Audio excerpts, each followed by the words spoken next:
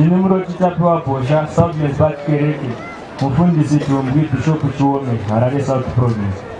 Ndinodzokorora changu ya mutsvene chandaradzwa pakunamata kwatiri kuita pano kutanga pamuri maBishop.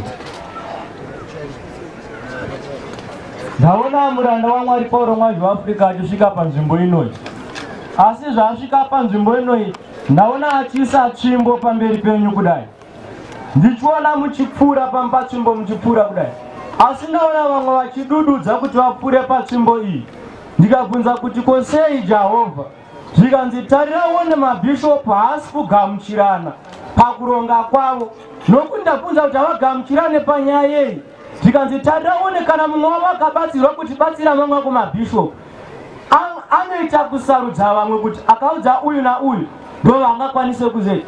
Asi vamwe akavaudza zvimwe vanganzwewo zvavo, asi kuzoti muite zvinhu zvenyu muri pamwe chete kudai, ndaona zvichiramba.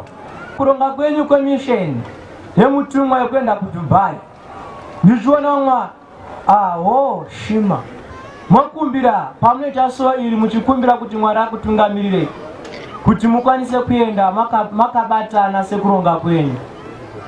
Nokuti ndaona vazhinji vachizosara. Muyamutsvedzisa zvakadaro.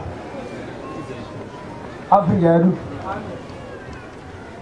muprofita mushaikwa Matapiwa Province Bishop Bano. Mukomana ari kungotaura hausi mweya mutsvene pa. Yeah, amen. Hausi mweya mutsvene, handezvepamunamata izvi.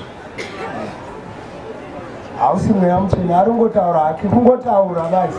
Kungotaura nyaya idzi. Inyaya dzake bazi. Kudzai Jehovha. Afrika yedu! Afrika yedu! Yendo rokuDubai kubhakara anamborongera maBishop ese. Kunodhura zve. Yendo rokuDubai kubhakara anamborongera maBishop ese. Yendo rokuDubai kubhakara anakurongera maBishop ese. Ndourongwa huripo. Vari kuenda vanoziyana ende vanodanana. Ende vanonomhorana vakapinda nokuenda basa racho iroro. Kudzai Jehovha.